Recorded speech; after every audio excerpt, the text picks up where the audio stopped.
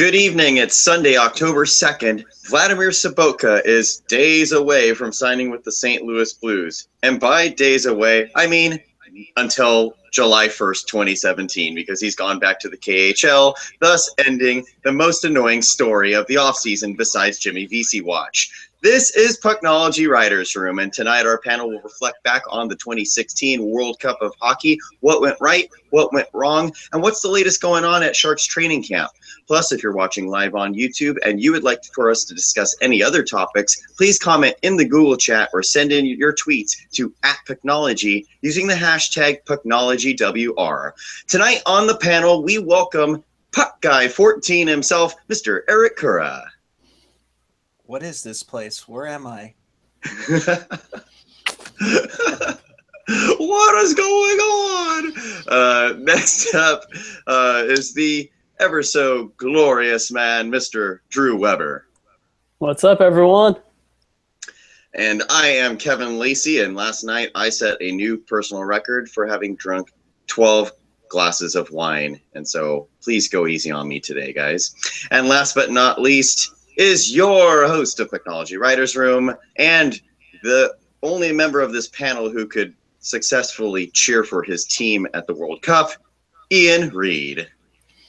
Hey, I told you guys when to make sure that you took the bag off of Puck Guy's head for at least 5 minutes so he could get, situated before we went live. Sorry, I'm sorry, Puck Guy, we didn't do that. You're asking for more Shorthouse there, Ian. Oh, jeez, here we go. I control the buttons. I have the buttons. All right, let's talk. What do we got here? All right, so I guess the biggest news of the week is Timo Meier out for a month with mono. And then you have Marleau, who also has somehow gotten a bug. Now, obviously, we don't know what's going on with Marleau, and a gentleman of Marleau's age probably shouldn't get mono at this point. But, you got to be careful of these things. So what do you guys think? Timo Meier out. How does this affect his chances of making the NHL squad? I will start with Drew. Has a severe impact on whether or not he makes the NHL team because there's that big competition between him and Sorensen to make that lineup. Now, granted, the Sharks already have 12 technically NHL-ready forwards without Meier and Sorensen. So pretty much in order for them to make the lineup, they have to push somebody out of it, which is likely going to be Tommy Wingels.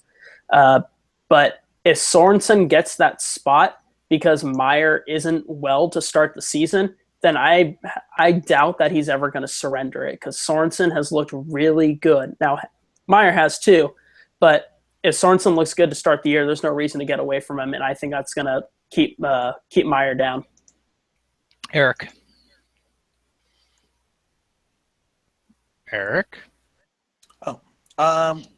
Yeah, it's a huge blow to Meier because I saw him at camp, and even before then, he looked really, really promising. He looked like he was even like leading the plans of the plays in practice, which I found very impressive.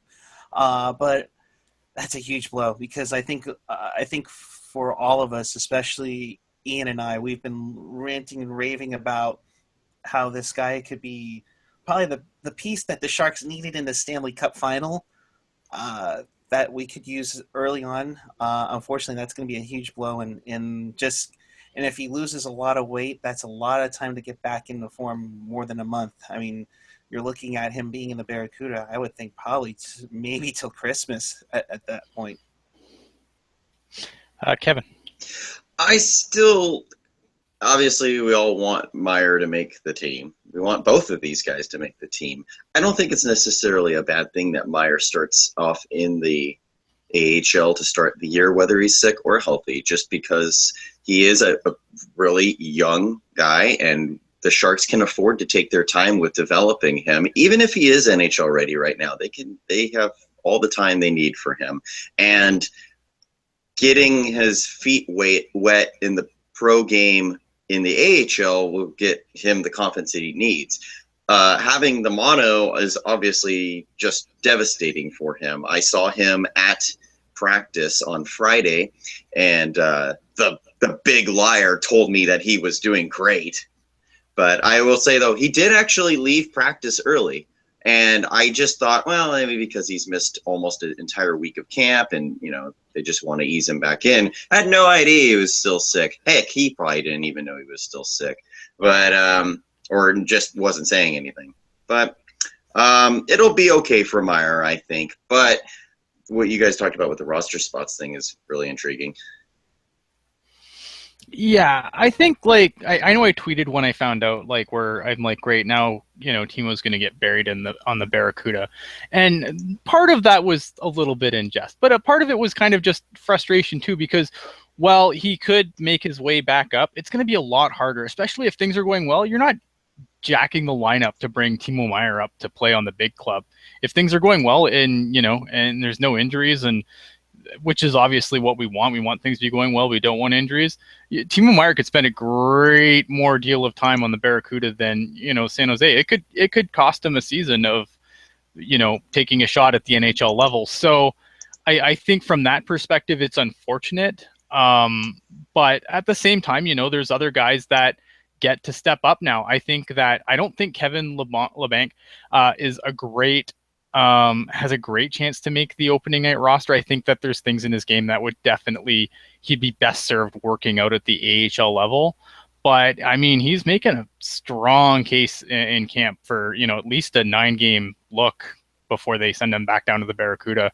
What have you guys thought about Kevin Labanc? Eric, I'll start with you. I really liked his finish. He wasn't one of the leading goal scorers in the OHL last year. Definitely has a fanciness to go to the net. Obviously, putting in the game-winning goal on the first night of preseason action was always good. The Sharks kind of have a little bit of a log jam with these guys, and LeBlanc, maybe he fights Sorensen for the spot that might have been already penciled in for Meyer. Something definitely to look at. I like this. I like this kid a lot.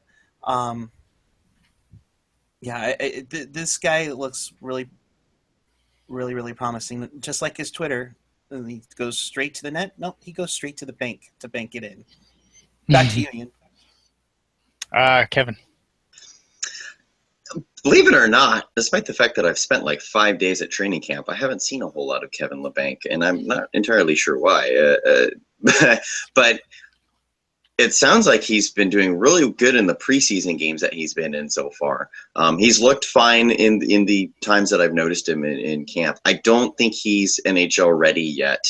I still feel like his shot is a little bit wild, but boy, he at the same time, he can get it off quick. He can get it off hard. And, Kevin Labanc is definitely the most underrated prospect that the Sharks have. When you look at it from a league standpoint, I mean, some Sharks fans like us know about him, but I think the vast majority don't yet. And he's definitely the guy to look out for here on the Barracuda this year. Yeah, and I agree with that, because I know when I did my prospect rankings. Now look, I'm me, and you can take my prospect rankings with a grain of salt. But I had Rourke Chartier ahead of him, and I was really adamant about it. I know me and Zach went around on that a little bit, and I'm an idiot. Listen to Zach. Zach knows stuff. Kevin. Sorry, Drew, go ahead. Yeah, I'm kind of on the same boat as Kevin, where even though I've been at a lot of the practices, I haven't really noticed much of him. But, I mean, when we were talking to Zach was, really praising his game. Had a really successful career in juniors, but I don't think he's NHL ready just yet. I feel like he's going to be one of the many people to jump in 2017-18 with, him, Chartier. Depending on how Haluka develops, maybe he'll be on there. I think he still has another year left, especially with the kind of competition that he has this year with Sorensen, and apparently Barclay Goodrow is making a run at the spot too. That's been all over. I wonder. See, and I preface this by saying that obviously I don't go to practices because they're 3,000 miles away. But I just feel like I wonder if Barclay Goodrow's name gets brought up just because he's a known quantity and not actually based on what he's done or hasn't done. It's just that he is an easy person to write about because we know Barclay Goodrow. We've seen Barclay Goodrow play. So I wonder if there's a little of that at play. And that'd be probably a better question for a guy like Zach. But I completely agree with that statement you just made. I do make some good points. Moving on to some other. But you're still an idiot. But I'm an absolute idiot. Moving on to some other NHL news. Brad Marchand just signed a nice little deal for himself. What do we got here? A bajillion years. 6.125 AAV for 8 years. Obviously, this came right after the media started asking him, like, hey, what about Pittsburgh when that contract's up? Sidney Crosby, wink, wink. And then, the day after he gets this nice new deal. How do you feel about this deal for Brad Marchand? Kevin? Nice contract. I mean, granted, he's a smaller player, and I wonder about his durability towards the end of this thing. So it's a nice contract for now because, heck, like last week on Pucknology Writers Room, we talked about who we think has stood out in the tournament, in the World Cup tournament. And I think the name that we all kind of overlooked was Brad Marchand. He scored some pretty huge goals, and obviously one of the biggest goals of the tournament. And he looked fantastic. And obviously he's not getting a contract because of how he played in the World Cup, but Boston is a really unknown commodity for this season. We don't know what direction they're really going. I think, are we all mostly in agreement they're probably going downward, but still they've got some good players still on their roster, and they could get into the playoffs. So they're going to need Marchand going forward for no matter what direction they go. So I'm fine with that. Kevin, sorry, I keep calling everyone just Kevin. All right, everyone's Kevin. So when I say Kevin, just figure out who I'm talking to. Drew, go ahead. I really like this deal for Marchand. He put up 60 points last season, which is pretty freaking good. His line absolutely dominated that World Cup of hockey. Whether or not you liked the World Cup of hockey, he was good in it. And he's still not even 30 years old yet. So making like 6.1 a year is a pretty good deal for the Bruins, considering that some people with that kind of production are making upwards of 7 or 8 million. So this is fantastic. I don't know how Boston was able to pull this off, but they did a good job here. Eric. Yeah, playing with 37 goals last year, his career high in that, almost hit his career high in assists. And plus he gets to be an agitator at the same time too. So you have that goal scoring ability. You have I'm going to bug the living crap out of your defenseman and your goaltender to even be more of a presence for $6 million. Yeah, I mean that totally makes sense with the number. I mean that last season with the 37 goals, if he can continue that pace. Because you look in the past, he's got 24, 25, 18. That was a lockout shortened year. 28 and 21. And he's definitely in that range. And if he can keep his game going, yeah, he's well deserving of the $6 million, which is comparable to what Pavelski and Couture make, if I'm not mistaken. Yep. Yeah, I don't mind the contract. I don't know what Boston is.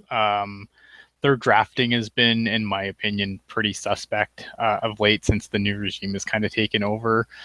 Chara's not getting any younger, and that's a big, that's eating a lot of cap space. Chara's going to be a hard guy to replace. Like, yeah, even now where he's not what he used to be, he still can be effective. And I think that I don't know what this team is. The Atlantic's kind of so-so. I mean, there's some really good teams and then there's some really bad teams. They just kind of coast in the middle to me. Like, I don't consider them a really bad team, but they're not Tampa. They're not Florida. You know what I mean? Like, I don't know. They're not Carolina. They're Carolina. Isn't Carolina in the Metro Division? I don't know. I just need to throw out that Carolina reference because I know hockey jerks in the chat right now. All right. Well, wrong division, but yeah, okay. All right, what do we got here? Couple of other contract information. You got Kucherov is not going to report to the Lightning without a contract, and ditto for Hampus Lindholm down in Anaheim. Both are RFAs that are unsigned. Two things, thoughts on a lot of these holdouts, and have we ever, like, the RFA situation this year is really screwy. A lot of guys aren't getting signed this year. It's kind of like, I don't know what to make of it. Drew, I'll go ahead and go back to you quick. What do you think of this situation and then the RFA situation in general? Yeah, I think it's really incredible how many RFAs are just kind of holding out on their teams, because you have Kucherov and Lindholm, you have Raquel still isn't signed, Goodrow isn't signed, Reeder isn't signed, and Trouba isn't signed. Granted, he's asking for a trade right now from Winnipeg. Right.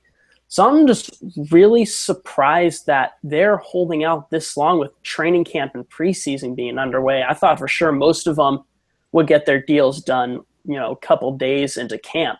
But obviously that isn't the case. I feel like most of them will sign with their team, though. I feel like Goodrow's going to come back to Calgary and all that. The only person I don't think who will is going to be Trouba, because I don't think he'll sign in Winnipeg if he's asking for a trade. But yeah, we'll see what happens. This is going to be interesting, especially for a team like Anaheim, who has two, higher profile players still not under contract. And the thing with Johnny Gaudreau, isn't he kind of like, he's really in a tough spot because he really signs or he has no other options? Like, isn't he, for some reason, he wasn't eligible for waiver sheet or for an offer sheet? Sorry, Kevin, am I right on that? Or this sounds familiar. I don't know for sure, but I do think there is something about when you're coming off of an entry-level contract, you're exempt from an offer sheet. I'm not entirely certain, but that sounds right. Okay. So what do you think of the whole situation in general? It's odd. It feels awkward because I remember 15, 20 years ago when there'd be a slew of restricted free agents that were available still and holding out, and and that's a totally different era from now. Mm-hmm. And I have in some off seasons looked back and go, remember the days of holdouts? Yeah, you never see that anymore. Well, welcome to 2016, where the script was flipped, apparently. I don't know why there's so many guys. I would love some inside info. I think I'm going to need to hit up my Anaheim guy about Raquel and Lindholm. But what's up? Oh, I was going to say, not to interrupt you, but it's almost like the Ducks GM is like Dean Lombardi when he was running the Sharks, where he have all these restricted or unrestricted free agents and take them down to like almost the end of camp to get them signed, hoping that they would give in or something. Just seems a little weird, and to have multiple of them on multiple teams is really extraordinary. Yeah, I wonder if it's out of something with Las Vegas. I've heard that it may, at least for Anaheim, that does come from Hockey Jerk, so I'd be as credible as you want to be with him. But he's kind of a jerk. Anaheim may have issues with an internal cap, and that they haven't signed. That's 100% correct. Yeah, that is because of an internal cap.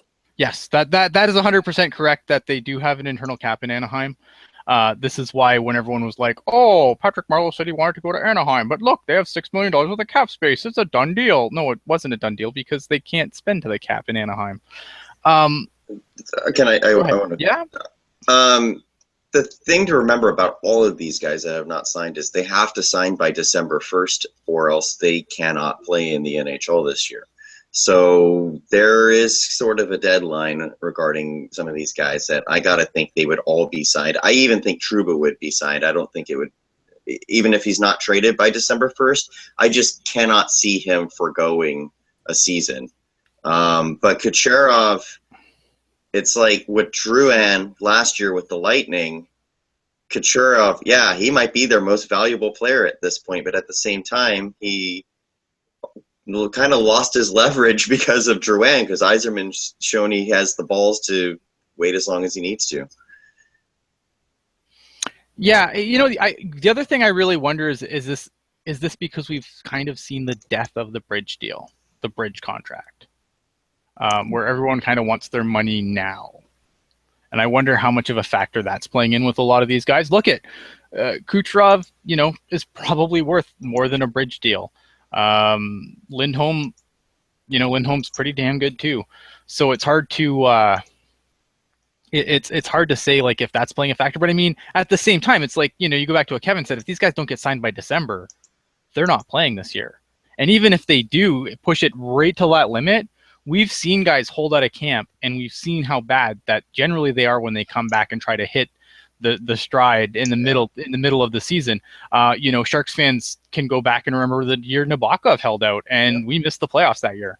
Big part of it was Nabokov was garbage. Along with Rathje too. I mean, it was doomed for that season.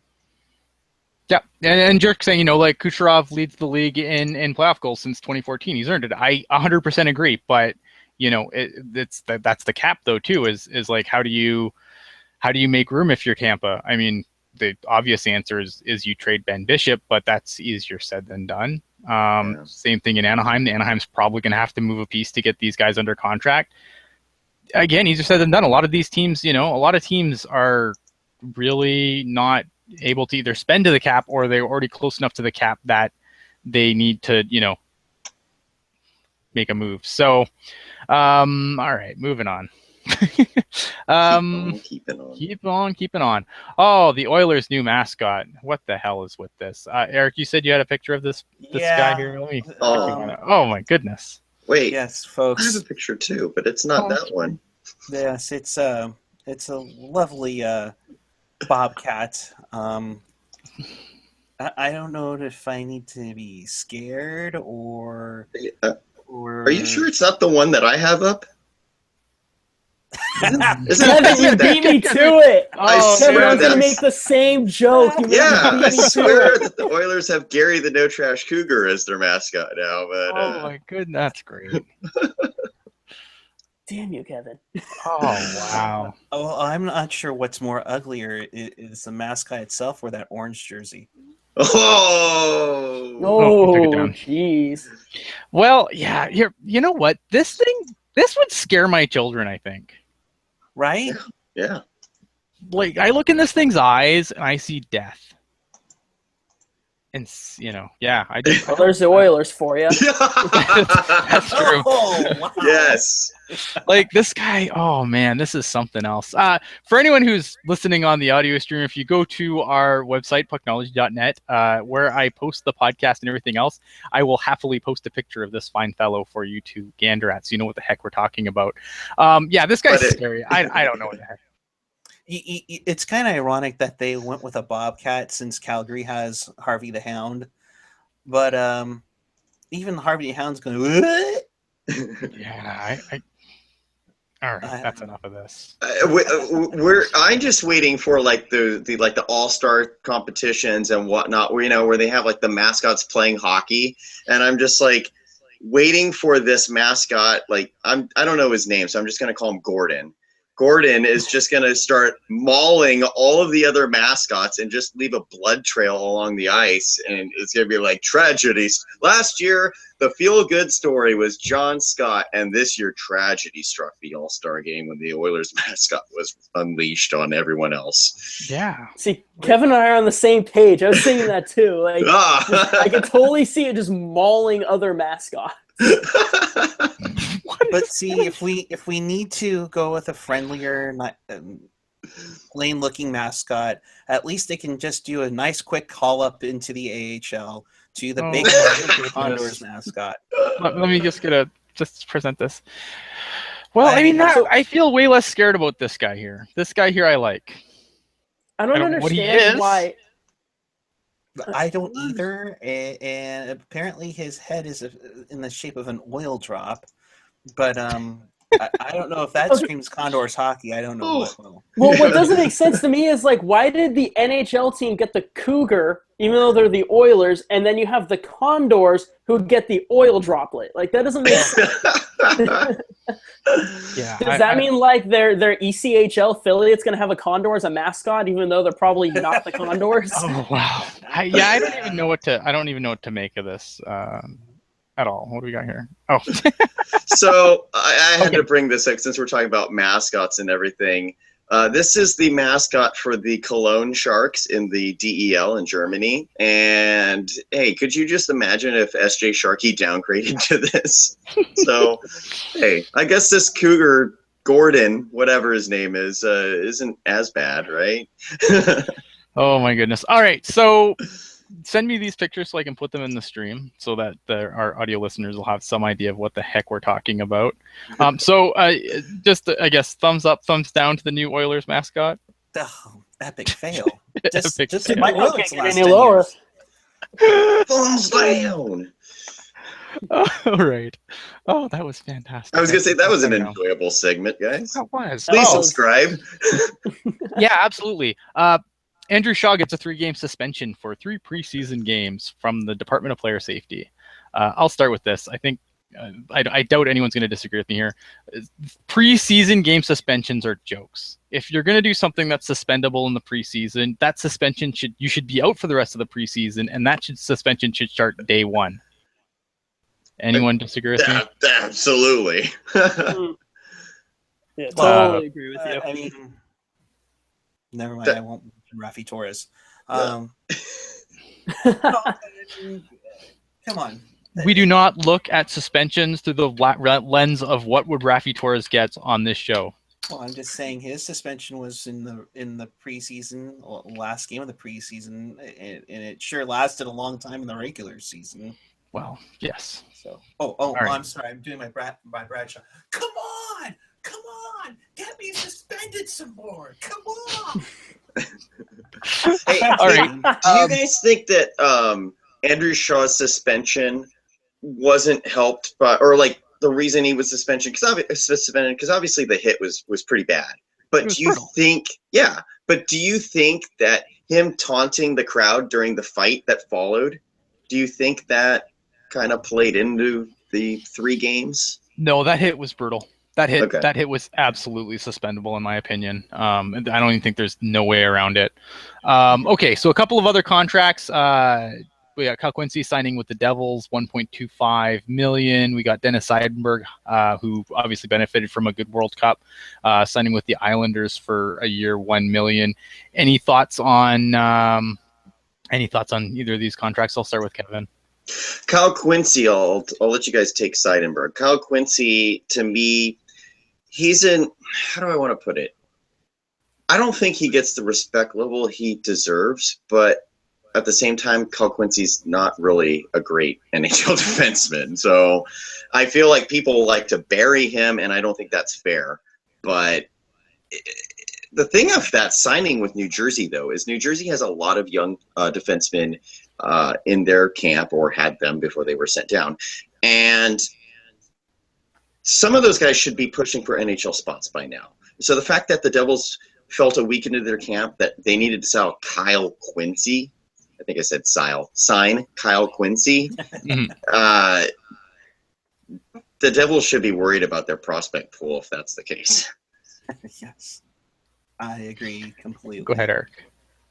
But I just said I agree completely Okay. with what. Drew? Well, you got to replace Adam Larson with somebody, so let's go get Kyle Quincy. Nice job. But- Drew. Good job. But when you sign players to these really small 1-year contracts, like 1.25 million and below, it's one of those why the heck not signings. And I don't ever really have an issue with that because there's no real risk to it. If they don't work out, you lose them in a year anyway, and you're short $1 million, which in the NHL is like nothing. It's like a cent. Jeez. Of the two, Kyle Quincy is the more well-rounded person. Seidenberg is the better puck mover. However, he can't suppress a shot attempt to save his life. He's like Shea Weber.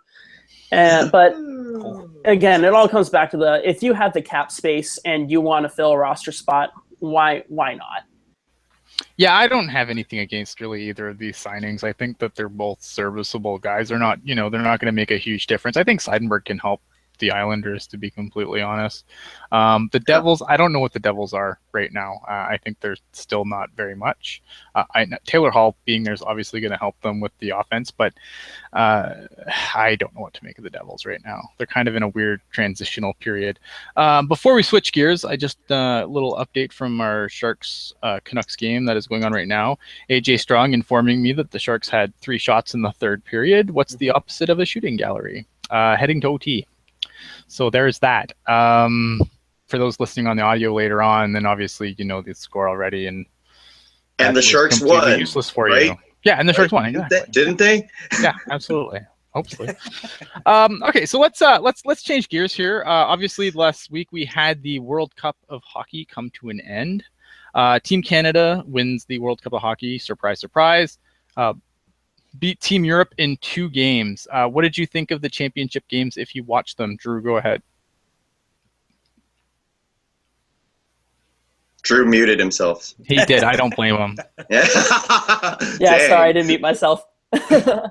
Say that question one more time. I was looking at the chat. Oh, that's okay. I was just asking, what did you think of the championship games? I didn't get to see a lot of them, although from what it sounds like, it didn't matter because they were boring to watch. Team Europe is not an exciting team, unlike a certain Team North America that was exciting and didn't make the finals.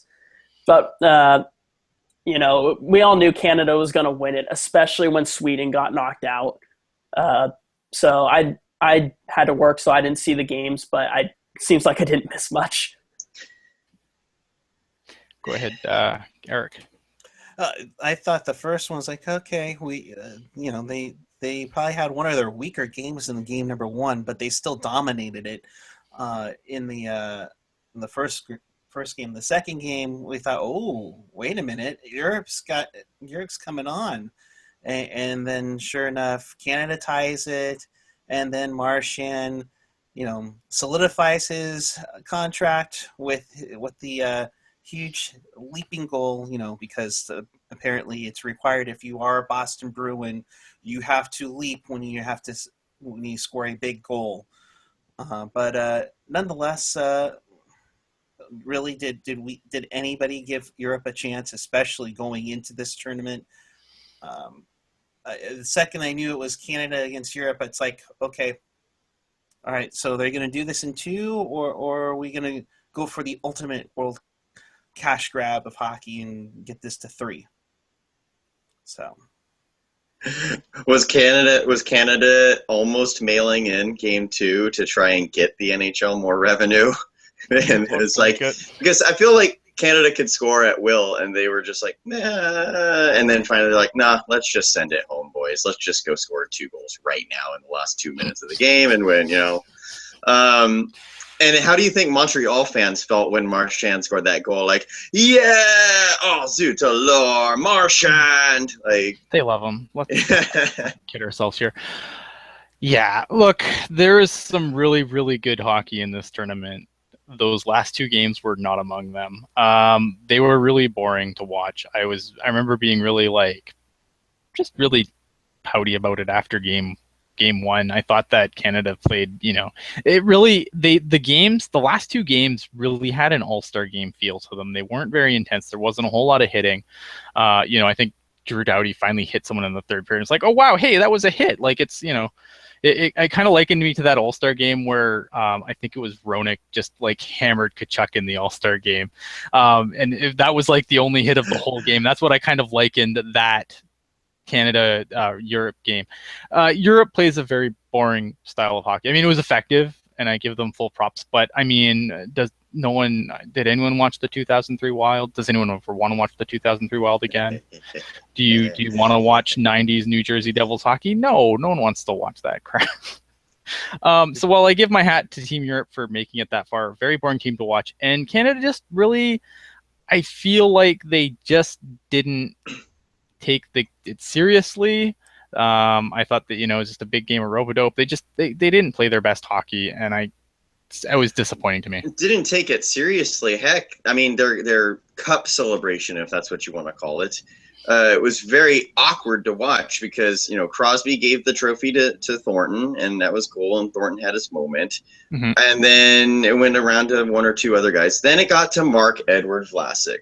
And Vlasic had the cup up. He skated around very briefly, and then everyone just was like, no, get away from me. Get away from me. Like, I don't want that thing. And Vlasic, you can read his lips saying, who wants it next? Who wants it next? And, like, he skates up to Stamkos, and Stamkos is like, I think he does, pointing at Drew Doughty. Mm-hmm. And so Vlasic skates over to Doughty, and you read Doughty go, no, I'm cool. And then he turns to take a photo. Mm-hmm. So I don't know who Vlasic ended up handing the thing off to, but it was like 5 guys in, and already everyone else doesn't care about winning. Like Jonathan Toews kissed me. Well, Jonathan Toews though takes everything seriously. Obviously, That's true. Yeah. serious. Fair enough. But it's like that is your problem right there with why, to me, the World Cup was not a success. And we have a goal. Who won? The Matt San Jose Nieto. Sharks just scored, and it was Long Beach native Matt Nieto. Oh, That's there 3 you go. consecutive OTs.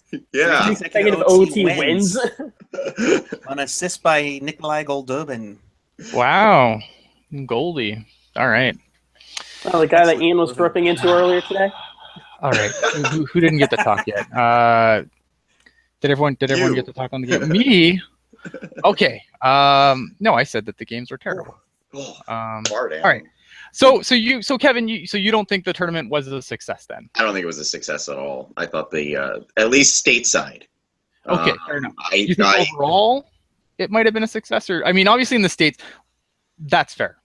I think overall, I don't think it did the NHL any favors. Like, I don't think it hurt the NHL, but I don't think anything good came from it. Canada won. I mean, Canada, the game doesn't need to grow in Canada.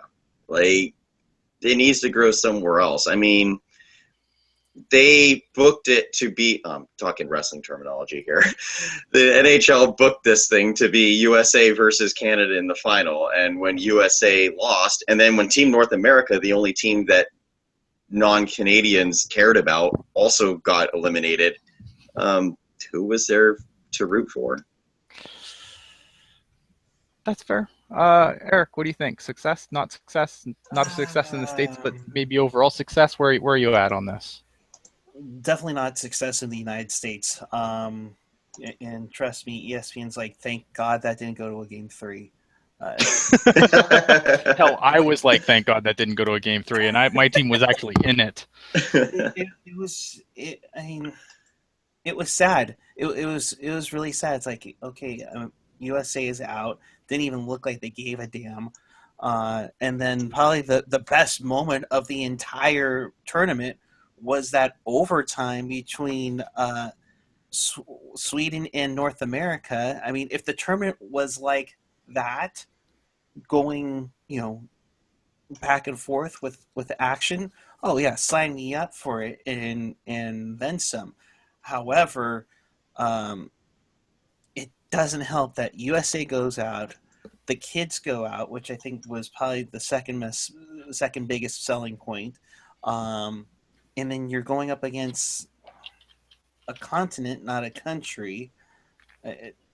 And for that matter, you have it on ESPN, which is, you can really tell how excited the commentators were about having hockey back. Steve Levy, John Butchergross, Darren Pang, Kevin Weeks. But at the same time, they're like, wow, this is why we gave up the NHL with it. I wanted to ask you about that, all of you guys about that, because I felt like for so long we've heard, I can't wait for the NHL to leave NBC and go back to ESPN where it belongs. Are your thoughts changed on that? If you had those thoughts, what do you think about if the NHL were to go back to ESPN? Would that be First, I'm going to throw to Drew, and he can answer the first question, and then he can answer your question, and we'll come back around the table. Okay. Actually, I answer Kevin's question first because I want them to go back to OLN. The NHL on OLN. I'm Joe Beninati. Oh my God! But, Bullseye! Success or failure? Failure. Huge failure. I don't know what it was like in Canada, but here in the U.S., no one cared at all. Not even the hockey community. Like, the hockey community barely cared. Like, we were talking with Zach, and Zach totally didn't like the idea of the tournament either. So not only are the casual fans not into it, but you're getting some people who are die-hard hockey fans, part of the media, that just really did not care about the tournament at all. And seeing the way it played out, you can't really blame them because it wasn't that exciting with the exception of Team North America. It was fairly boring to watch. And the thing that scares me now is if this World Cup of Hockey is really going to replace the Olympics, because the World Cup of Hockey isn't going to grow the game, but the Olympics will. And I think the NHL might piss that away. Eric, on the topic of ESPN, how do you feel? On the topic of ESPN, as painful as the exposure could be for ESPN, they're not going to get top billing. The biggest thing we saw in it was the first night or the first day of action. I mean, the second game, the Canadians, obviously the deepest team in the tournament, was shown on ESPN News. We had the game one of Canada-Europe was on ESPN. The rest was on ESPN2. If you go back to their last season on ESPN, I think they only had like two handful of games on ESPN. Everything else was on ESPN2. In fact, I remember, I think it was the 2003 Cup final between the Devils and the Mighty Ducks. And I don't know why this irks me, but rather than having the little, how in the corner boards that they would have like the NHL on ABC logo, no, they've had the NBA Finals are on tomorrow on ABC. And to me, that just proved to me right there, they don't give a damn. They have their baseball. They have their NFL on Monday night. They have their LeBron James excitement, and now they're probably going to get oogly googly about the Warriors. They're not going to give a damn about the hockey. Yeah, here's what I think. I'll answer the first question that I asked first, and is the tournament a success? I think I don't think it was a failure, but I don't think, at least up here, different perspective, I don't think it was a failure, but it wasn't I don't think it was as big of a success as the NHL would have wanted it to be. You had just basically, and some of these things too, we've said before the World Cup even started, some of these things are going to come down to who draws who. That, a bad draw of teams can torpedo an Olympic tournament. It can torpedo a World Cup. And I think that did play a little bit of a factor. But there wasn't really it didn't have that feel outside of ACC, they have that whole plaza where, if it was the Olympics, people would have been crammed in there, and they canceled the game too because of inclement weather, which is, inclement weather or fair weather the fans. The other thing is being in Toronto. This might give me some shit, but I don't care. Toronto isn't a hockey city. Toronto's a Leaf city. And I feel like there are lots of cities in Canada where you can do better. You could better serve an international tournament than putting it in Toronto. The fact that the Blue Jays were going for a wild card spot didn't help. Yep. So there's a lot of factors here. But you know what? The ratings were pretty good from what I understand, and personally, I don't think it was a failure, but it wasn't as big. As far as ESPN goes, I have always been, and now I'm a Canadian, so this is, maybe I'm just being dumb about this because, we don't have the plethora of sports channels that you guys have down there, but I don't think the NHL needs ESPN. I've never felt they need ESPN. The idea that, if you're not on ESPN, you're not a real sport, it's garbage. It's always been garbage. Mm-hmm. They don't need ESPN to care. They just need to keep doing what they're doing. Yeah, could they get a better deal from NBC? Absolutely. But unless you want to watch, hockey games online streaming because there's too much other stuff going on the regular networks, which is what'll happen to hockey. I mean, do you really want that? Like, I would much rather watch it on NBC Sportsnet if I lived in the States than watch it streaming on a stupid, web player because there's no room for it to be live. Yeah, and you can have it on NBC. I think NBC's done a phenomenal job since taking it over. I thought maybe when it comes up that it might jump over to Fox. I thought, Fox would be another spot that you put it. But ESPN, they just have too much on their plate. And I'm sorry. It's just not going to happen. As for Toronto, gosh, in retrospect, you're right, Ian, that it's more of a Leaf city than a hockey city. And while it's built as a hockey capital of the world, there's no need to have it there. I mean, if you want to grow this game, and I mentioned this when I was on TSN 1040, it's like, why don't you have the preliminary games out in these Sunbelt cities, quote unquote, mm-hmm. where you can be like, because, hey, if you're in Arizona, what better way to promote Team Canada and Team USA is to have the game in Arizona? I mean, it's a destination preseason game. Then have, Group A, and like, if you're going to have the semifinal and final in Toronto, maybe have Group A in Buffalo and maybe Group B either in Detroit or Ottawa. Right. You have multiple cities. They get the buzz around. And personally, I also say shame on the NHL for not promoting and marketing this tournament at all. Because even going into August, I heard, the Sedin saying, I guess once we get there, we'll get excited about it. I mean, they didn't even get the players to get excited, and I think that translated to the gameplay. That's fair. I mean, there's no perfect time to do this tournament, right? Like even the Olympics, you're still shutting down the season for 2 weeks. Like, everyone's like, oh, it should have been at a better time. Do you really want these after the Stanley Cup final? No, people are going to be too banged up to go. Do you want to shut down the season for it? Not really. If you're an owner, not really. Because you have to condense a bunch of games if you're the players. And, so you put it before the season. Yeah, guys aren't in mid-season form, but I still thought, for the most part, some people said it looked exhibition-y, but I don't know what games they were watching, because I thought like a lot of especially the games with the rivalries, those were like playoff quality games. And North America was just silly. So I guess, final thoughts on this whole, World Cup before we kind of break down a little bit on teams here.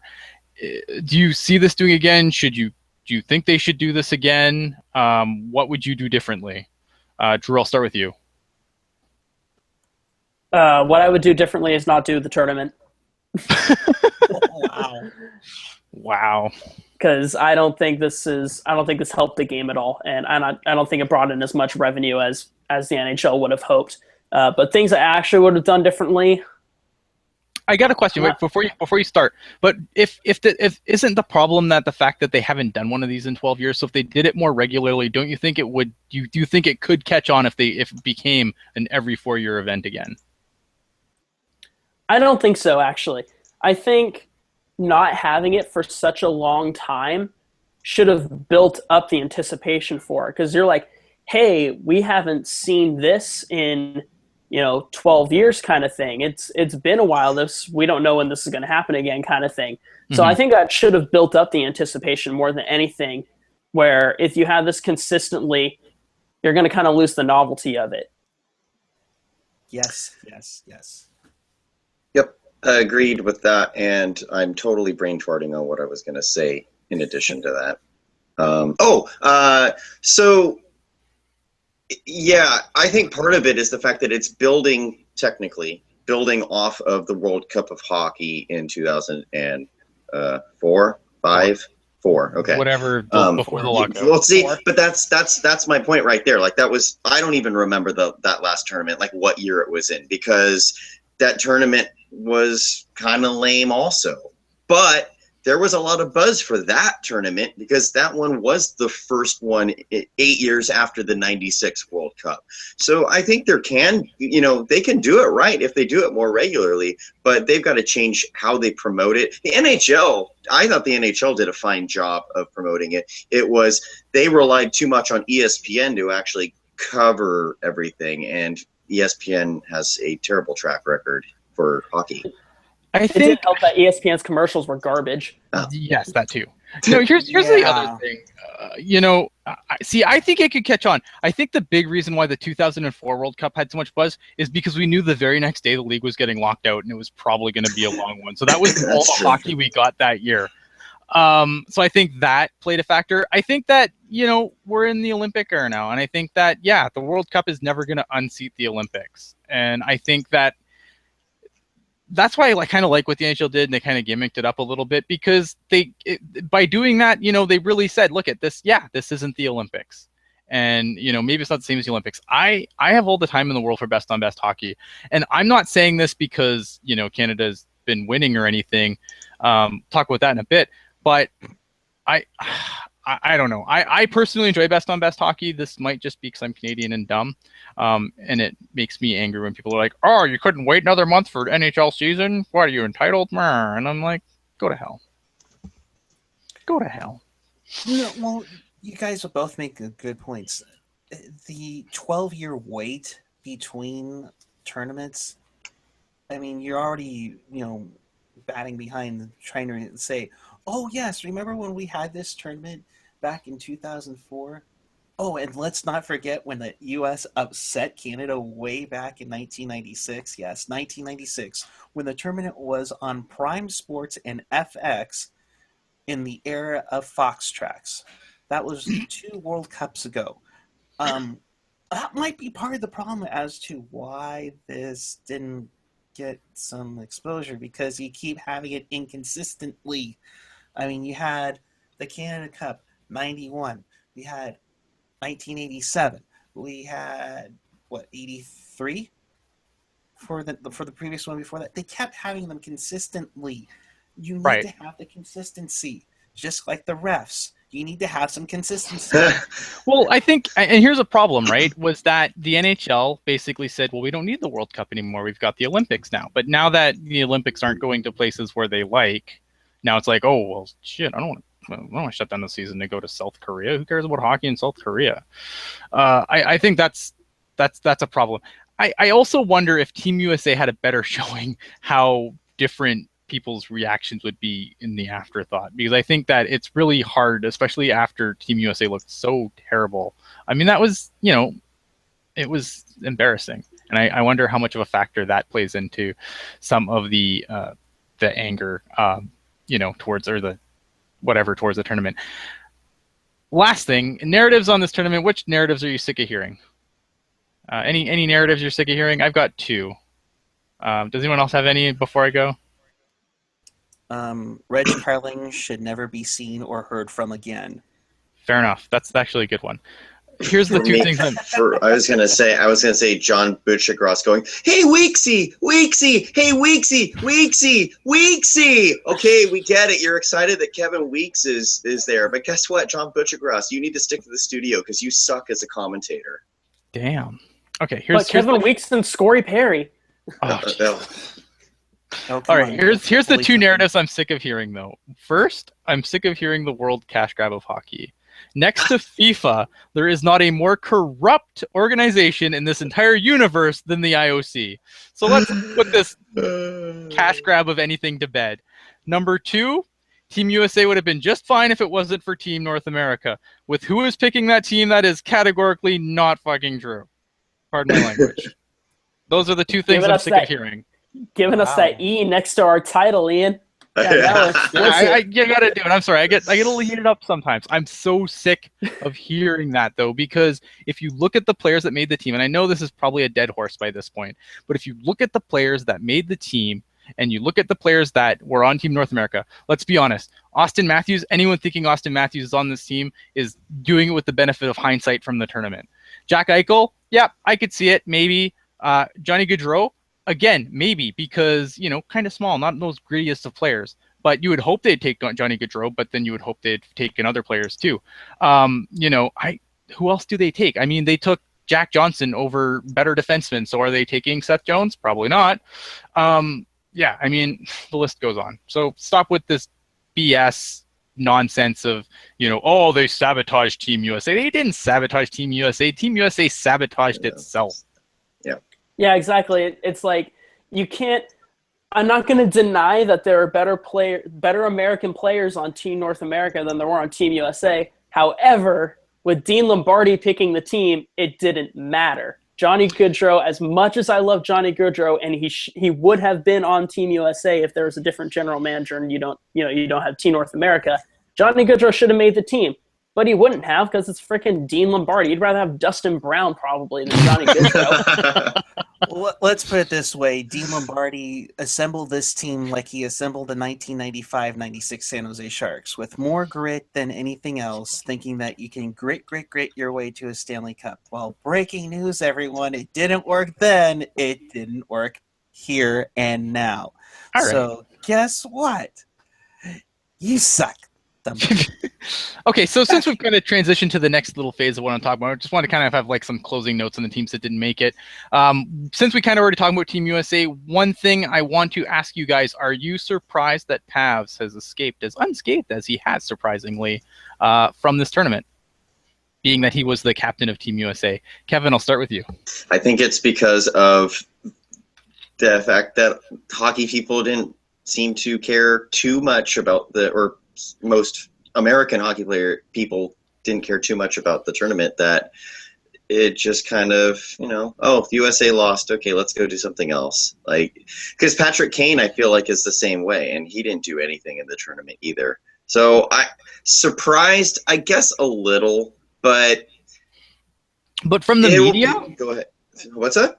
But from the media, I mean, he got nothing from the media. No, that is the surprise there, because I would think that they would be just all over every star they could possibly have on Team USA. But I think also at the same time, the fact that here again, stateside on ESPN, they had Chris Chelios and Brett Hull basically do commentary from the studio for the entire second period of the last USA game, and all they did was just rant and rant and rant, and which was funny because Kevin Weeks was like, "Yep, like it's like he was just dying. He wanted to say something, he couldn't because they wouldn't shut up." And I think that basically right there was the media coverage of being mad at Team USA, and everyone was like, "All right, they got it out. What's next?" That's fair. Eric? For Pavs? Yeah. I mean, most people don't see his game since he starts at 10:30, so they probably wouldn't even care about him. Or better yet, they say, "Oh, well, he plays in one of those Sunbelt teams, so we shouldn't have expected a lot, and therefore, But after all, he is a weasel. He couldn't lead anybody. That's true, man. Loaded guns up in Vancouver right now. Go ahead, Drew. I'm not surprised that he's not getting a lot of media attention for Team USA's performance because, I mean, I think Dean Lombardi is getting a lot of it. Lombardi and Tortorella are probably getting a lot of this blame, and it's kind of taken away from Pavelski. The other thing is, and because Ian's already cussed, I already have the explicit thing, is it's a fucking best-on-best tournament. We already talked about the captaincy, is really overrated. Well, now you put it on a best-on-best tournament, and now it's not worth anything. All right? There were I don't know how many NHL captains there were on that roster, but there were a lot of them, including Zach Parise, who wasn't even a captain on the team. All right? So the captaincy, it doesn't matter, and I'm kind of glad that Pavelski's not taking any crap from the media just because he was captain, because anyone could have stepped up in that locker room, regardless of whether or not they had a letter. I think I think that's part of it. That obviously, I think there's plenty of blame to go around. I don't think Pavelski's game was overly at fault. I mean, the whole team was just so bad. The other thing too is when you saw all the marketing for Team USA, you didn't see any, like, hey, there's Captain America. Like it was always, Patrick Kane and Patrick Kane and Patrick Kane. So why isn't Patrick Kane getting crap for this? He was the poster boy for this team. That's what I have to ask. Because the Blackhawks can do no wrong in the NHL and NBC's eyes. Nah, it's because it wasn't the team. It wasn't really the team's fault. It was the construction of the team.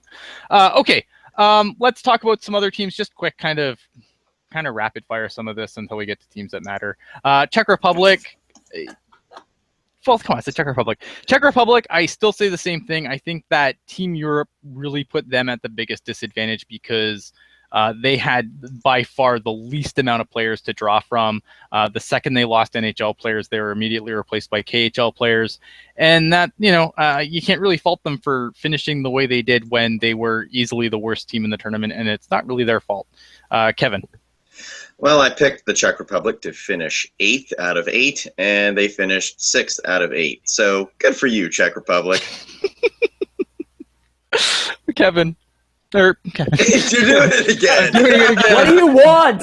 I'm going to put my name bar back across the screen so that we all know that I am Kevin. No, I need to put my name bar across the screen because it's on my Twitter tag. I know. Sorry, Drew. Yeah, Czech Republic got 3 more points than I expected them to, which is 3 more than America. So, yeah. Yeah, you know what? I guess I was wrong about them because they got half of the points available. Yeah, but are you surprised that the Czechs won the last game though? Because we've seen Team USA notorious for meaningless games. They just F it. Yeah, yeah. Sorry, Drew. I didn't mean to cut you off. I actually expected USA to win like 6-1 in that game. So. Oh, did you? Oh, well, yeah. I expected them to lose. Eric, go ahead. No, you guys hit it right on the head. They can't be the worst team in the tournament because they actually won a game. But it's once Tomáš Hertl had to recover from his long his ailment, 2 days later he was back out on the ice for Sharks practice. They were doomed, but they somehow pulled off the Czech miracle on ice and beat the Americans that they weren't supposed to beat. And well, they can't be that bad if they beat America, right? Finland scores 1 goal in the entire tournament. I think with Finland, I'll go first again. I think with Finland, it just comes down to they're in just a weird turn in their development cycle. And in a couple of years, this Finland team's going to be scary. And in 4 years, this team's going to be scary. And in 6 years, this team's going to be really, really, really scary. Kevin, you're our Finnish expert. What do you say? Yeah, like I wrote on Pucknology.net last week, I think it's all just a matter of timing. And for Finland, this timing could not have been worse because all of their top guys retired and some longer ago than others, but still all of their top guys retired, and pretty much everybody's a babyface on that team except for like Mikko Koivu and Jussi Jokinen. So yeah, Finland, the 1 goal thing, oh my goodness, they've never been a high scoring team to begin with internationally, but oh my goodness, that was bad. But we'll see how they fare here in a couple of years. It's a tough pool too. Like that should not go unmentioned. That was an incredibly tough pool. Drew, what do you got? Yeah, it's actually what I was going to bring up is Finland had the disadvantage of being in the tougher pool, and they were easily the worst team in that pool. And I think Kevin finally read my tag, but yeah, I was surprised that Finland only scored. Go ahead, Kevin. Just get it out. For those of you on SoundCloud, Drew has changed his name bar across the screen to not Kevin Lacey. My name is Drew. Anyways, but I am surprised that Finland only scored 1 goal. I predicted them to finish last in that group. and have it not even be close, but I didn't think it was going to be only score 1 goal, not even close kind of thing. So that is surprising, but they will be better very soon. Like we've all said, it's a very young team. You know, you've lost Timu Solani, who was, you know, the face of your entire country for, well, like 15 years. So they're going to get better. This is as bad as they're going to get, and it's only uphill. In the chat, Vince G always killing it. Hashtag WeAreAllKevin. All right, go ahead, Eric. Stealing the Canucks tagline. I like it. You know, Finland, I think they need to have Teemu around to help out with the with their offensive capability. Heck, maybe make Teemu the coach in 2020 if we have this tournament around. Yeah, they're young. They're going to be better, but you know, it's Finland. I'm very disappointed in Jonas Sky. But oh well, it is what it is. And in Finland, well, fun isn't always. Oh man. All right. Team North America, the other team that didn't make it. And all I can say about Team North America is when I realized they were out, water didn't taste the same. The sun no longer felt the same on my face. I just wanted to sleep all day. It's, you know, it was the worst day of my life, basically, when I realized that Team North America would play no more games. It's something else. I mean, they were something else. They were fun to watch. They really, if anyone saved this tournament, Team North America saved this tournament because their games were must-see hockey. They stole the show any game they played. And, you know, it's unfortunate that Matt Murray breaks his hand and then, you know, instead of going off, lets in 4 goals and torpedoes their tournament before letting Gibson finally come in. So I think that's unfortunate. I guess I'll start with Drew. Hey! No, Team North America was the team in this tournament. Like I said, every game they played was must-watch hockey. I remember posting on Twitter saying, like, if you show this team to the world will want to watch because it was that exciting. And, you know, they had a real drive for the tournament, too. I mean, you look at the celebration after McKinnon's goal when they thought they made the semifinals. But they were a bunch of kids just going out there having fun and playing hockey and just really enjoying the tournament. They were probably the only team who actually enjoyed the tournament. Yeah. Eric, go ahead. Yeah, you hit it right on the head, not Kevin. Kevin. That the North Americans didn't know how to play or react to this tournament, and I think there were a lot of people who had a lot of naysayers in, oh gosh, it's one of those 2 made-up teams that, you know, that they aren't special enough to be in. Well, they showed why they deserve to be there, and they showed in their play, in their speed, in their skill, in their tenacity. I mean, one bad period takes them out of the semifinal, and that's a bummer because I was really looking forward to it. Damn it, Russia, you always got to screw things up for us, don't you? Kevin. Team North America, it was very interesting because you brought up the passion level there, Drew. And Team North America definitely had the most passion of any team, a group of players in this tournament. And yet they were one of the 2 teams that didn't have a crest technically to play for. Like on these international competitions, you always hear about wanting to represent your country. And I think it's fantastic. Like, to me, I've always considered, man, if I could ever play for Team USA in anything, I mean, just anything. If it's like hallway walking, Team USA, Kevin Lacey, like I'd be like, yes, sign me up, you know, just something like that. They didn't have that. But the fact that they just took the adversity and ran with it and gave us great hockey to watch, like that was everything that was right about hockey. So thank you, Team North America. That's good. Just beautiful. Makes me just brings it all back. All right. We'll look at the teams that did make it on. Team Sweden. To me, they should be like writing love letters to Team USA at this point because to me, this this is under the radar, probably the biggest disappointment in the tournament. They weren't ever really that great. I thought this was easily the second best team in the tournament, and they only looked it for little tiny stretches of time. Otherwise, I don't know what to make of them. Eric, what did you think of Team Sweden? Yeah, they had flashes in the pan in being successful. I mean, Lundqvist, he had that first game because he had the flu. And then, he looked okay. He didn't have that King Henrik feel to it. It was very nice for Team Sweden to get the Vancouver Canucks training camp going with Eriksson and the Sedins together. I'm sure that'll work out very well for them. But yeah, they had their moments.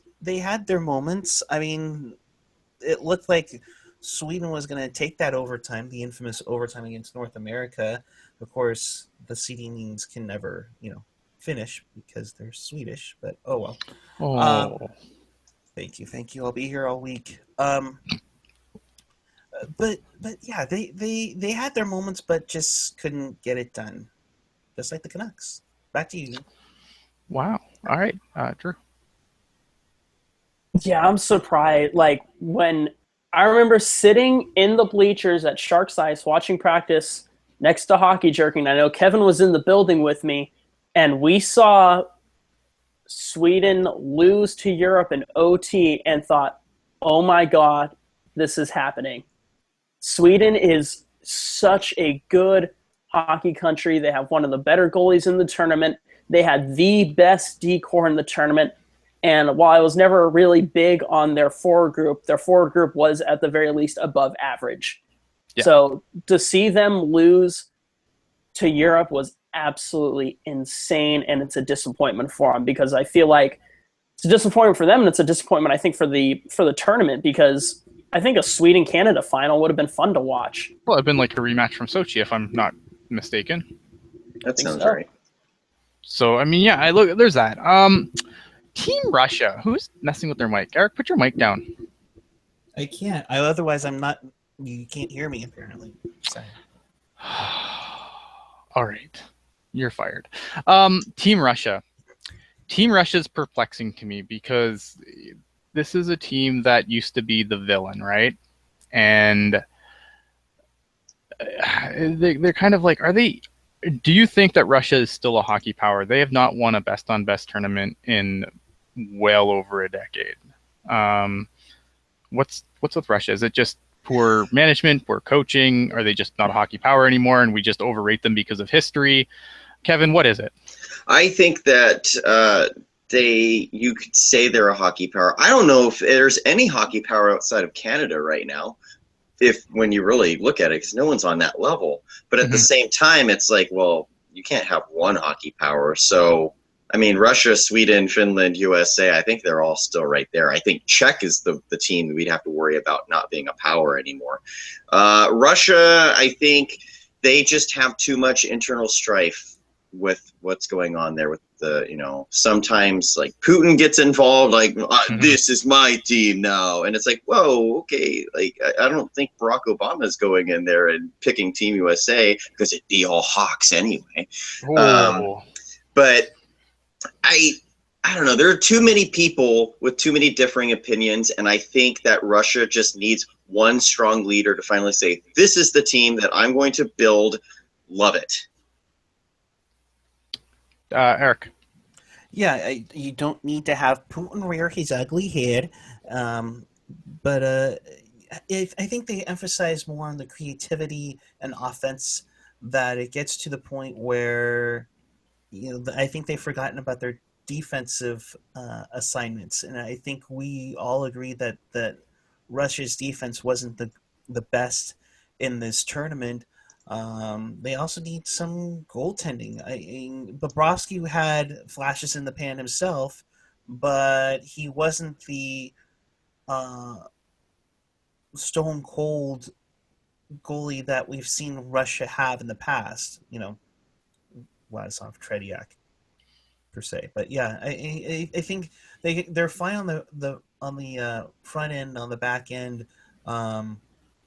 they could be better. And for Ovechkin, are we kind of starting to lose our value for Ovechkin as a guy that can win the big game? I'm not. I'm not. Yeah. I more blame the team around him and the non-existent blue line than I blame Ovechkin. That's fair. Here's the thing too. I mean, let's be honest. Russia specifically has not really developed any decent defensemen in a long time. Like their defense, there's just nobody. It's not like you have to find better defense. You need to develop better defense for Russia, and that's something that's been said too. And I think with Russia, you also have to take into. I think that they need to bring in. I know they want to have like the Russian Federation guys there. I think they need NHL coaches for these things. I think that they need someone who's at least understands the North American game a little better, especially in a tournament like this where you're talking about, play by NHL rules. And I'm not saying that they didn't understand the rules, but when you look at some of their their deployment and ice time that guys got, like it feels like it's just like it's Russia for the sake of Russia, and it's hurting them. Drew, do you have anything to add to that? My whole thing with Russia is, they can't develop a defenseman to save their life. I mean, you can look at every country and name their best defenseman. Probably like Canada has Drew Doughty. Yep. Team USA has Suter or McDonough, whichever one you want to pick. Who does Russia have? Like nobody. Makarov. They don't have a real good defenseman. Like they have a bunch of 5'6" guys. Yeah, and I think that's the biggest downfall.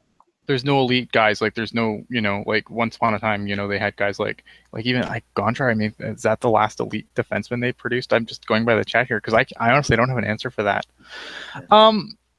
Okay, I want to end on Team Canada here, and obviously Team Canada has been kind of rolled the last few tournaments here. And is this a bad thing? Is it that Canada is it a problem that Canada's rolling through the competition, or is it just that they just, is it that Canada's too good, or is it just that they just played a crappy opponent to finish this tournament up? Canada has become the John Cena of hockey. Yeah. He can't be beat. But once they finally do get beat, it will just be parades internationally, I think. And it's not like there's a hatred to Canada. It's just like now we're at this point where it's like, Russia, back in, for decades were the powerhouse. And then I always think back to, I believe it was Jack O'Callahan in the documentary about the Miracle on Ice. And he said, whoa, we beat those guys. And I think that's the level that it's going to be with Canada once whoever finally takes them out. Yep. Eric. Yeah, you pretty much stole my whole thinking there, Kevin. Stealing a lot of people's points tonight. No, but you that's okay. I'm stealing your name. I'm surprised Ian hasn't seen this down here yet,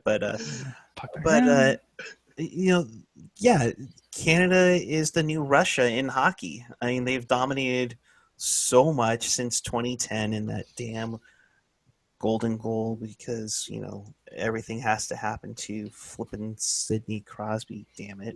But yeah, there isn't anybody out there that can consistently stay up against Canada. The Americans say they can try, but they haven't done it.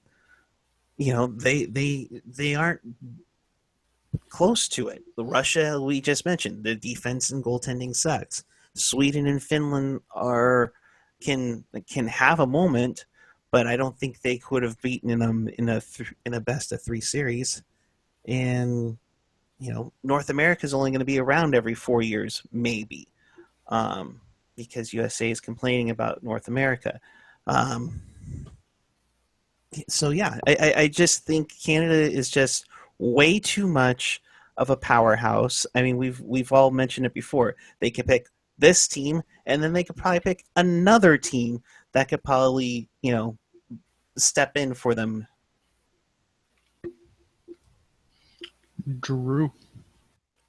I kind of like having that powerhouse kind of villain figure, because it makes it fun to watch for the most part, no matter what, as long as that powerhouse is in it. Because I'm somebody who likes to cheer for the upset, because, I don't know, I hate the world. But the problem is that the upset I was cheering for was Team Europe, and Team Europe wasn't fun to watch. If Sweden made it, if Finland made it, the Russians made it, kind of thing, I would have been cheering for one of them, and I think it would have been more entertaining, at least for me, to try to see a team take over Canada. But with Europe, you knew it wasn't going to happen. You knew it wasn't even going to be fun to watch. So I think that really hurt my interest. So do I think Canada is too powerful? Maybe, but I mean, I kind of like that. Yeah, you know what? Here's how I feel about it as a Canadian. One, we don't know how to deal with being the villain. We were like, wow, we're the villain. This really sucks. I think that the danger with Team Canada being as good as it's been, and look, it wasn't even really good those last two games and still won. The last minute heroics in game one. Neither of these games were, that's Canada hockey. Like I couldn't say that after either of the last two games. But I think the thing that I don't want to see happen to Canada is it gets to the point where it's like USA basketball, where you go to the Olympics and you roll everybody, and no one talks about, can this team beat Canada? It's like, hey, if the 06 team faced the 015 team, who wins, right? Like, I think that's where I get nervous that Canada's, like, I don't want Canada to get to the point where it's like the only conversation is, well, can Sidney Crosby's captain team beat Connor McDavid's captain team? Like, no one wants that. I don't want it to get to that point. I think at some point, it would do the entire international thing a favor if Canada was to lose, because I don't want it to get to that point. I think that point, that's bad. Last question, and then we will get the hell out of here, I promise, because I know we're running long, because we always run long. We're just running on time at this point. Right, we're just doing whatever. I don't even care anymore. The gimmick teams, if they do this again in 4 years, or 2 years or 4 years or whatever, do you bring back the gimmick teams? Drew? Sure as hell bring back Team North America is the only reason I was watching.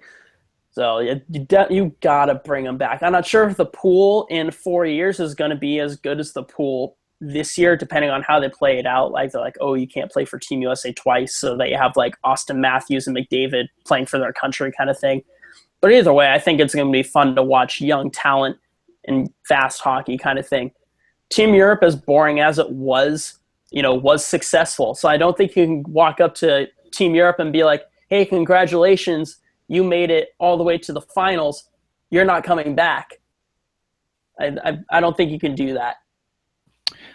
I'm torn on this. Also, the other thing is, like, yeah, I guess that'd be kind of another, like, part B to this question, is if Team North America, because you've heard a lot of people saying stuff like you just kind of mentioned, where it's like, well, what if you've already served once? Do you get to be able to be picked by your actual team? And if there's like caveats on Team North America, I don't know if I want them back. Eric? No, that's a good point. Whether or not they get to go back or not, within the sense of like McDavid or Eichel. Yeah, I think you bring it back. I think you have now built this legacy of excellence between both of these squads, and you have Europe making the final. Mm-hmm. They're going to be wanting to try to defend their spot in the final again and win. North America, they'll feel slightly cheated out of not making it to the semis, and I think they can probably, with 4 years from now, have fresh faces that say, let's go, let's do this. We don't know any better. And they'll say the old guys aren't going to take this too seriously, so why not? Let's go out and shut everybody up. Kevin?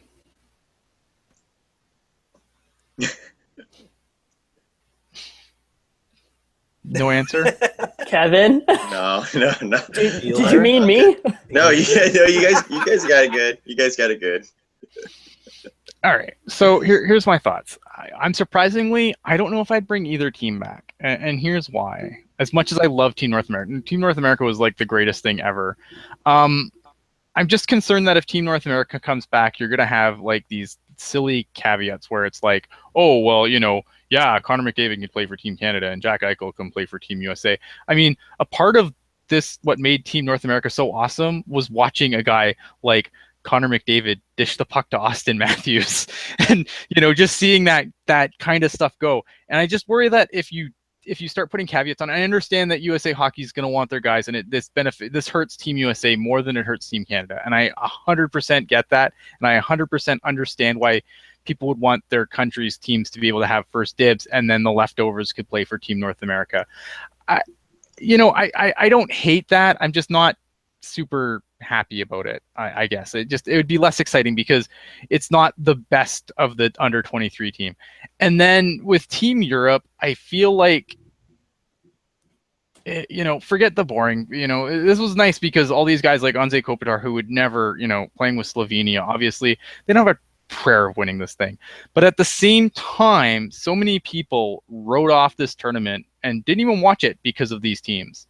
And I think that if they're going to continue and they want to get going forward, I think you have to have, you have to bring Swiss in and let them get rolled to make everyone happy, right? You have a qualifying tournament. I think if you do a qualifying tournament, especially over in Europe, I think that's going to increase their interest in the tournament over when if it ends up wherever.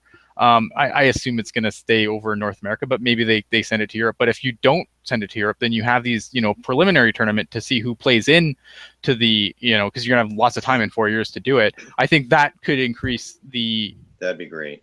The thing for the other things. And look, it seems, like it doesn't matter who gets in, but at the same time, you go to the Olympics where there's not these, these combined all-star teams. And, hey, people get excited when, who wasn't freaking out? I was freaking out when I thought that, Latvia was gonna shut Canada down because of good luck, just having that stupid game. I think you can't, there's some, do those teams ever, there's always like those darlings of the tournament. Do those teams ever actually threaten anybody? No, but those stories, you might not remember any other game from the round robin of the Olympics, but I remember that Latvia game. I remember that Slovenia game. We'll remember the North America Sweden game. Oh man, I will never forget North America. I mean, it's just, it's awesome, but at the same time, it's like if you want people to take the tournament more seriously, then you want it to be more of an international tournament. I think it's that simple. Then go Slovakia versus Switzerland. Nah, Kazakhstan, man. Kazakhstan. But see, those are, to me, are the most fun games to watch in the tournaments. And that's why, I was watching, this is kind of a side tangent here, but I was watching the Olympic qualifying over Labor Day weekend. I was watching Japan versus Latvia, I think. And then Norway was playing. And I was like, wow, Japan's actually in this game. Who would have thought? But, that's what made it more entertaining, was teams like that. And again, with still on the side tangent, it's sad Latvia won't be in the next Olympics, but those are the games that I like. So I like that you bring up having kind of a pre-qualifying. Yeah. All right. So this is the last we'll ever talk about the World Cup ever again. Next week, I think we're going to do somewhat of a season preview-ish thing. I don't know. I got to make sure that we're not just doing whatever After Dark's doing. So I'll come up with something cool next week, but it's going to be worth watching. So you want to come back here, 7:00 Pacific every Sunday night. We're going to be here unless there's a Sharks game on, then After Dark is going to kick us off, and that's that. But otherwise, come here, subscribe. You want to watch, you want to make sure that you listen to the audio stream. The new Pucknologist podcast has gotten some great feedback so far. So if you want to check that out, it's only on the audio stream. So you want to subscribe over on iTunes, SoundCloud. Oh my God, there's so many places you can subscribe to it now. Stitcher. Google Play, Stitcher. I believe it's on TuneIn now. It's everywhere. It's on everywhere. So go forth and find it on your podcatcher of choice. Other than that, for all my friends here, who I'm going to let them say a last word quickly, this is awesome. So, Drew, what do you have to say? Oh, my name is Kevin Lacey. You can find me at KevinLacey22 on Twitter. Awesome. Thanks, man. I do wrestling, PA, Ring so you announcing. can catch me over at the ring and play roller hockey on Tuesday nights. Yeah, he's got me down. Eric. I can't top that. Oh man, I don't know. Eric.